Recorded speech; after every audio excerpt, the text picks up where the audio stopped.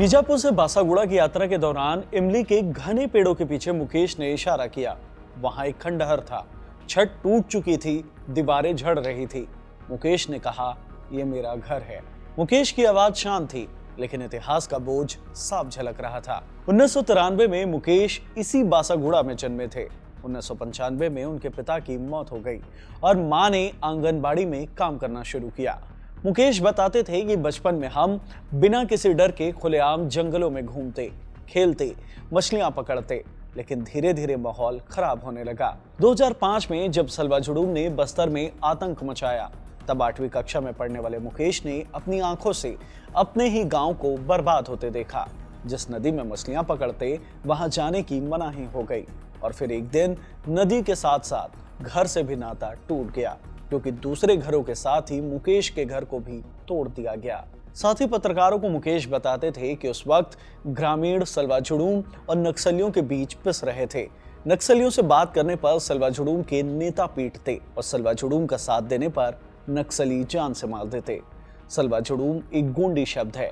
हिंदी में इसका मतलब होता है शांति मार्च। बस्तर टाइगर नाम से मशहूर नेता महेंद्र कर्मा ने जून 2005 में बस्तर में इसकी शुरुआत की थी। मकसद नक्सलियों के खिलाफ ग्रामीणों को तैयार करना था।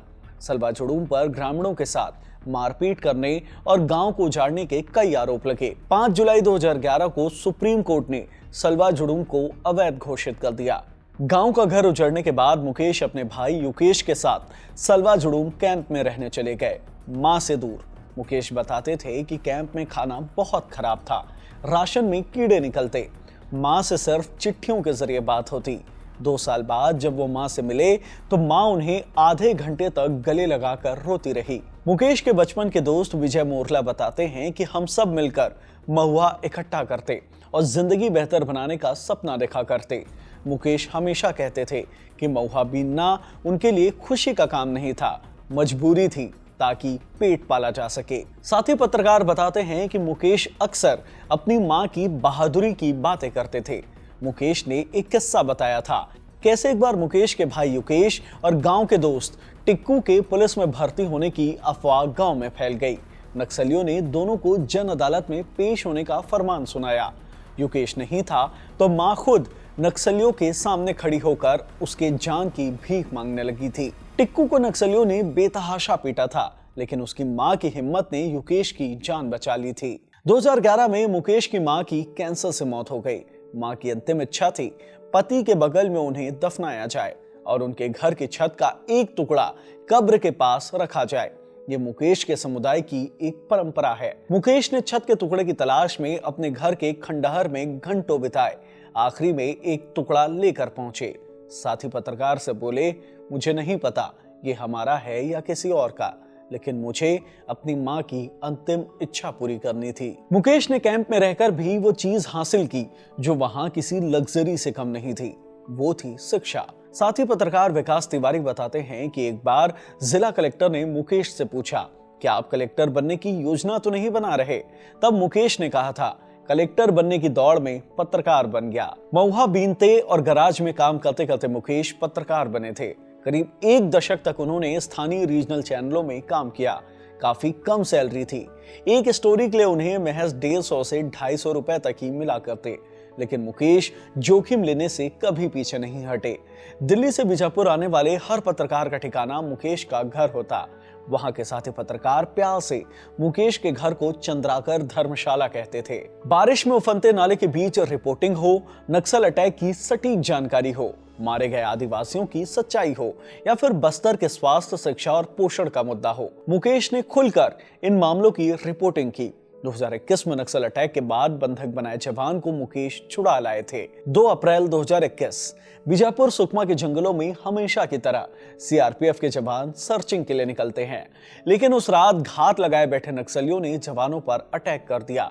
इस हमले में 23 जवान शहीद हो जाते हैं, जबकि एक जवान राकेश्वर सिंह को नक्सली किडनैप कर लेते हैं। कई दिनों तक बातचीत चलती है, लेकिन कोई नतीजा नहीं निकलता है। घटना के 6वें दिन मुकेश और एक साथी रिपोर्टर गणेश मिश्रा जंगल जाते हैं। फिर आती है ये वीडियो।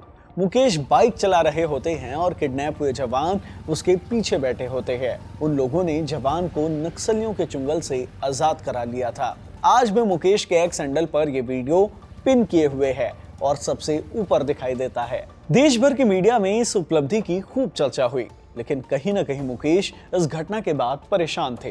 कारण क्रेडिट न मिलना। इंडियन एक्सप्रेस में आशुतोष भारद्वाज ने मुकेश के साथ बिताए पलों पर एक लेख पब्लिश की है, जिसमें इस उपलब्धि के बाद मुकेश से हुई बातचीत का उन्होंने जिक्र किया है। मुकेश उनसे कहते हैं कि गणेश मिश्रा और मैंने उस कमांडो को नक्सलियों के चुंगल से बचाया था। नेशनल मीडिया जुटी हुई थी और सभी हमारी बाइट ले रहे थे, लेकिन मेरे अपने चैनल पर मेरे संपादक और एंकर ने पूरी स्क्रीन घेर ली। मुझे कोई क्रेडिट नहीं दिया गया। मुकेश जहां से रिपोर्टिंग करते थे वहां सैलरी तो कम थी ही, लेकिन जोखिम के बीच खबरें खोज कर निकालने के बावजूद पहचान नहीं मिलती है। जवानों को छुड़ा कर लाने वाली घटना के करीब 2 महीने बाद 11 मई 2021 को मुकेश ने अपना खुद का यूट्यूब चैनल खोल लिया, बस्तर जंक्शन। इससे उन्हें बाईलाइन के व्हाइट वॉश होने का खतरा कम हो गया। मुकेश दूर दूर तक गांव तक जाते, ग्रामीणों की, आदिवासियों की असली स्टोरी खोज कर निकालते। मई 2021 में हुई सिलेगर की घटना की रिपोर्टिंग करने वाले मुकेश पहले रिपोर्टर्स में से एक थे। पुलिस कैंप के विरोध में बड़ी संख्या में आदिवासी प्रदर्शन कर रहे थे, जिनके ऊपर सुरक्षा बलों ने गोलियां चला दी। इस गोलीबारी में 3 आदिवासियों की मौत हुई। मुकेश ने खुलकर इस घटना की रिपोर्टिंग की। बस्तर टॉकीज के नाम से मशहूर यूट्यूब चैनल चलाने वाले एक और फ्रीलांस जर्नलिस्ट रानू तिवारी बताते हैं कि मुकेश उनकी कॉपी पेस्ट थे। मुझसे कहता था कि मैं आपकी तरह रिपोर्टिंग करूंगा, गमछा रखना, कमर पर हाथ रख के रिपोर्टिंग करना, ये सब उसने मुझे देखकर शुरू किया। बीजापुर में मेरा अंतिम ठिकाना मुकेश का घर होता था। मैं उसके घर को अपने लिए चंद्राकर धर्मशाला कहता। छत्तीसगढ़ के स्थानीय पत्रकार देवेश तिवारी बताते हैं कि बीजापुर से जुड़ी किसी भी खबर को लेकर मुझे सबसे पुख्ता जानकारी मुकेश चंद्राकर से मिलती थी। चाहे जंगल के अंदर के इलाके में कोई घटना हो जाए या नक्सली भीतर से कोई संदेश दे, वो सब अपने सच्चे रूप में मुकेश के जरिए ही निकलती थी। मुठभेड़ सच्ची है या पुलिस द्वारा प्लांटेड है, ये भी मुकेश को पता होता था। मुकेश फ्रीलांसर के तौर पर एनडीटीवी के लिए काम कर रहे थे। उनकी आखिरी रिपोर्ट 24 दिसंबर 2024 को छपी, जिसमें उन्होंने साथी रिपोर्टर के साथ मिलकर एक सड़क के घटिया निर्माण को उजागर किया था। गंगालूर से नेलशनार तक 52 किलोमीटर लंबी एक सड़क बनाई जा रही थी, जिसमें 40 किलोमीटर का काम पूरा कर लिया गया था। मुकेश ने अपनी रिपोर्ट में बताया कि कैसे बन चुकी सड़क में 1 किलोमीटर के अंदर 35 गड्ढे मौजूद थे। साथ ही बिना अनुमति के पहाड़ी काट कर इस्तेमाल करने का मामला भी उठाया था। इस रिपोर्ट के बाद पीडब्ल्यूडी विभाग ने ठेकेदार को नोटिस जारी किया। इस सड़क का ठेका करीब 120 करोड़ रुपए का बताया जा रहा है। ठेका बीजापुर के स्थानीय ठेकेदार सुरेश चंद्राकर ने उठाया था। 1 जनवरी की शाम मुकेश को आखिरी बार देखा गया। मुकेश के भाई युकेश, जो खुद मीडिया में काम करते हैं, उन्होंने पुलिस में लापता होने की शिकायत दर्ज कराई। युकेश ने बीबीसी रिपोर्टर आलोक पुतुल को बताया कि मैं और मुकेश अलग अलग रहते हैं। नए साल की पहली तारीख की शाम को मेरी मुकेश से अंतिम मुलाकात हुई। अगले दिन सुबह मुकेश अपने घर में नहीं था और उसका फोन भी बंद था, लेकिन मैंने उसकी जान पहचान के लोगों को फोन लगाना शुरू किया, लेकिन उसका कहीं पता नहीं चल पाया। इसके बाद शाम को मैंने पुलिस में रिपोर्ट दर्ज कराई। युकेश ने दावा किया है कि ठेकेदार सुरेश चंद्राकर 1 जनवरी की शाम भाई से मिलने वाले थे। सुरेश चंद्राकर इनके करीबी रिश्तेदार भी हैं। युकेश ने बीबीसी से कहा है कि भाई के लापता होने के बाद हमने उसके लैपटॉप पर मोबाइल का अंतिम लोकेशन देखा तो वो ठेकेदार दिनेश चंद्राकर, सुरेश चंद्राकर और रितेश चंद्राकर के मजदूरों के लिए बनाए गए कैंपस में नजर आ रहा था। युकेश की शिकायत पर पुलिस ने जांच शुरू की। मुकेश के मोबाइल का आखिरी लोकेशन मिला चट्टान पारा बस्ती में मौजूद ठेकेदार के मजदूर आवास पर। पुलिस ने वहां खोजबीन शुरू की। Bastar IG police Sundarraj P ने बताया कि खोजबीन के दौरान वहां एक ताजा कंक्रीट की ढलाई नजर आई। पता चला कि एक पुराना सेप्टिक टैंक है, जिसके ढक्कन को बंद करके 2 दिन पहले ही कंक्रीट की ढलाई की गई है। पुलिस ने शक के आधार पर जेसीबी बुलाकर ढलाई को तोड़ा तो अंदर पानी में मुकेश चंद्राकर का तैरता हुआ शव मिला। उसके शव पर चोट के गहरे निशान थे। मुकेश चंद्राकर की हत्या की बात सामने आते ही मीडिया में कोहराम मच गया। मुख्यमंत्री विष्णुदेव साय से लेकर कांग्रेस अध्यक्ष दीपक बैस तक सब एक दूसरे पर आरोप मढ़ने लगे। स्थानीय पत्रकारों ने आरोप लगाया ठेकेदार पर, कहा सड़क की रिपोर्टिंग की तो ठेकेदार ने हत्या कर दी। 6 जनवरी को मुकेश चंद्राकर का पोस्टमार्टम रिपोर्ट सामने आया है, जो हत्या की भयावहता को बता रहा है। मुकेश के सिर पर चोट के 15 निशान मिले हैं। माथे पर कई इंच गहरा गड्ढा है। लीवर के 4 टुकड़े कर दिए गए हैं और पसली 5 हिस्सों में टूट गई है। गर्दन की हड्डी भी टूटी हुई है और हार्ट भी फट चुका है। मुकेश की लाश मिलने के बाद पुलिस ने आनन फानन में 3 गिरफ्तारियां की है। ठेकेदार सुरेश चंद्राकर फरार हो गया था। वन विभाग की जमीन में बने उसके अवैध ठिकाने पर बुलडोजर चलाया गया। 6 जनवरी को पुलिस ने सुरेश चंद्राकर को हैदराबाद से गिरफ्तार कर लिया है। हालांकि अभी हत्या के आरोप तय नहीं हुए हैं। पुलिस और जांच कर रही है और साक्ष्य जुटा रही है। इन सब के बीच सबसे ज्यादा सुर्खियों में है वो ठेकेदार सुरेश चंद्राकर, जिसे बीजेपी नेता कांग्रेस का कैशियर बता रहे हैं। सुरेश चंद्राकर कौन है, ये जान लेते हैं। सुरेश चंद्राकर बस्तर में सरकारी निर्माण कार्यों और माइनिंग से जुड़े बड़े ठेकेदारों में शुमार है। वो छत्तीसगढ़ प्रदेश कांग्रेस के अनुसूचित जाति प्रकोष्ठ के राज्य उपाध्यक्ष भी हैं। कुछ महीनों पहले हुए महाराष्ट्र विधानसभा चुनाव में कांग्रेस ने उन्हें नवापुर विधानसभा का ऑब्जर्वर बनाया था। सुरेश चंद्राकर बेहद गरीब परिवार में बड़े हुए।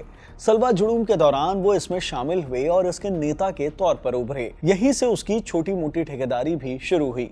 पिछले कुछ सालों में वो नक्सल प्रभावित इलाके में सड़क निर्माण के सरकारी ठेके लेने वाले सबसे बड़े ठेकेदारों में से एक बन गए। 40 साल के सुरेश पहली बार 23 दिसंबर 2021 में अपनी शादी को लेकर चर्चा में आए थे, जब उन्होंने आदिवासी बाहुल और बिल्कुल पिछड़े क्षेत्र में ऐसी शादी की थी जो बड़े बड़े शहरों में देखने को नहीं मिलती। उन्होंने हेलीकॉप्टर से अपनी बारात निकाली थी। शादी में नाच गाने के लिए रशियन डांसर्स बुलाई थी। शादी के अगले दिन बीजापुर स्टेडियम में दावत दी गई थी। कहा जाता है कि बस्तर में इससे पहले ऐसी शाही शादी किसी ने नहीं देखी थी। इस शादी की तस्वीरें और वीडियोस सोशल मीडिया में खूब वायरल हुए थे। मुकेश की इस स्टोरी से हमें क्या समझ में आता है? यही कि रिपोर्टिंग के लिए हत्या की जा सकती है। देश में ऐसे कई मामले सामने आए हैं जहां सच्चाई उजागर करने वाले पत्रकारों की हत्या कर दी गई है। ऐसी खबरें देखकर, पढ़कर, सुनकर लोगों का खून खौलता है, लेकिन कई बार ये दूसरे पत्रकारों को हतोत्साहित भी करती है। आज पत्रकारों के ऊपर जब राजनीतिक पक्ष लेने के आरोप लगते हैं, उन सब के बीच मुकेश जन उत्थान की खबरें किया करते थे। उनके चैनल बस्तर जंक्शन में जो आखिरी वीडियो उन्होंने पब्लिश की थी, उसमें भी वो आदिवासी युवक के नक्सलियों द्वारा अपहरण कर हत्या करने की जानकारी दे रहे थे।